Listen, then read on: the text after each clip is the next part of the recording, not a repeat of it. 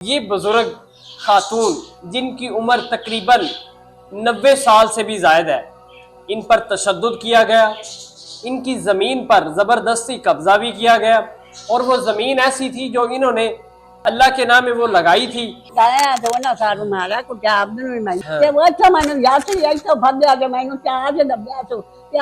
बच्चा मेरिया हड्डियां पिछो मैं दस नू देना है, दस दी जमीन है, दस नू देना है। यानी पानी भी देवी कब्जा की पानी भी तेरा वो भी व्यक्ति बैठा रियासत से सही वाली वो पैसे लगी बैठे ने सारे लोगों ने मरगम काम कर ली है। ये मेरा भी गरीब नहीं यतीम नहीं मस्कीन नहीं ना काम में करेगा अल्लाह।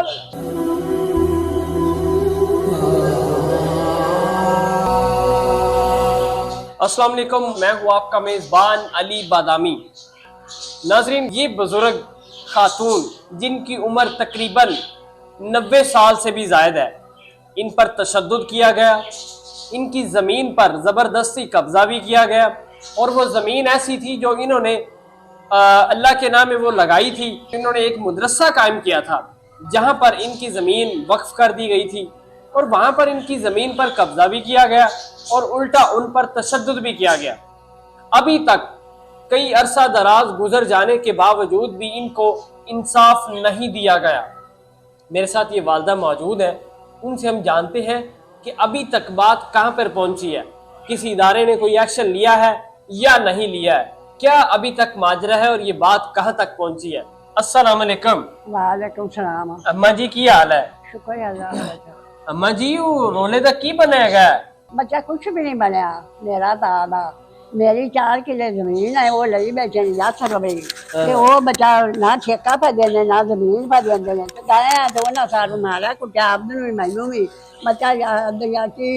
13 लाख 4000 या 13 लाख मेरा रुपया है। अच्छा। वो बच्चा मैं 10 नू देना है, 10 दी जमीन है तो 10 नू देना है। तो वो बच्चा कब्जा की बैठे तो वो छाड़े नहीं पाए। तो वो बच्चा ही गाल मरियम अकेली है, वो मेरी करे हमदर्दी, वो मैनू पैसे भी दिवावे मेरी भूमि भी दिवावे मगर ठेके से किसी दे मां बनना नहीं मना। तो वो बच्चा मेरा पानी भी छिमाई ना व्यक्ति बैठे ने 17.5 मना 40 मना हथ कोटमा दाई सुपर हो यानी पानी भी देवी कब्जा की पानी भी केरा वो भी व्यक्ति बैठा रियासत से सही वाली वो पैसे लगी बैठे ने। अच्छा। वो बच्चा मैनू मुंह ले दिते ने वो दरो मेरा 17.5 मना 40 मान दाई हथ कोटमा वो दरो मेरे पैसे नहीं कर देंगे।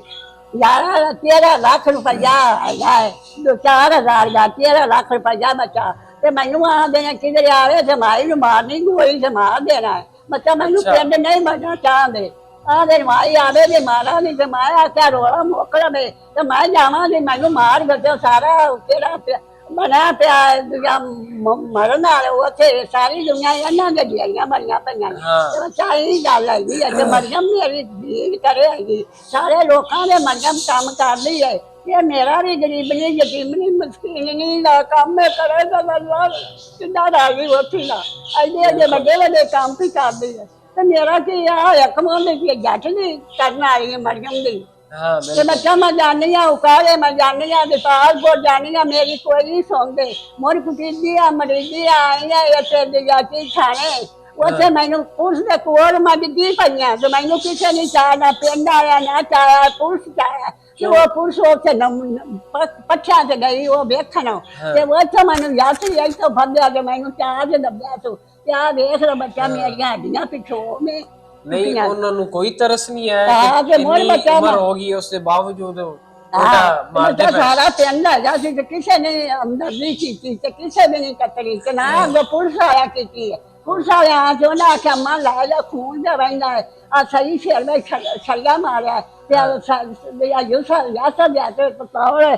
छोटी ना मैनू सूमा मारिया वेख लो मेरा पुत्र आजे टिकना वेख मेरा इनकी उम्र देख लें, चाहे किसी भी आपका मजहब से ताल्लुक हो, किसी भी कौम से ताल्लुक हो, एक हमदर्दी एक ऐसी चीज है लोग वो कर जाते हैं। और आप अंदाजा इस बात से लगाएं कि इनकी उम्र कितनी हो चुकी है और उनको कोई तरस नहीं आया इन पर।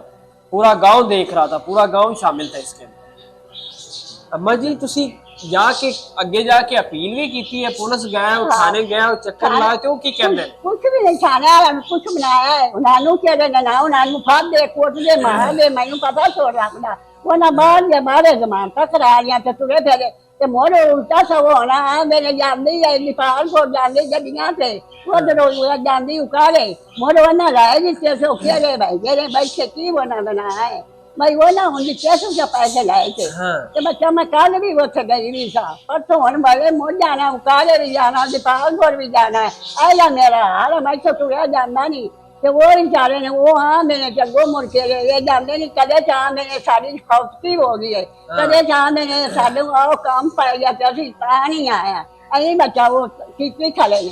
ते बड़ा ये पुरुष तो उससे भी है ये गाड़ी अदालत बनाई बैठे ने सही वाली जगह वाली उन्होंने वकील है कसम या कर छो उन्होंने वकील ने या कौन है खाल कहो वो उस बचाए सादा छोर मेरे पुत्र नु फदाया तू ये जाना वो क्यों फटवाया वो फदाया तू राती ये जाना ते असि खूह से भांडा लाए थे ते गो पुलिस पे आनी सी नाके ते नाके मनो आवे पैसा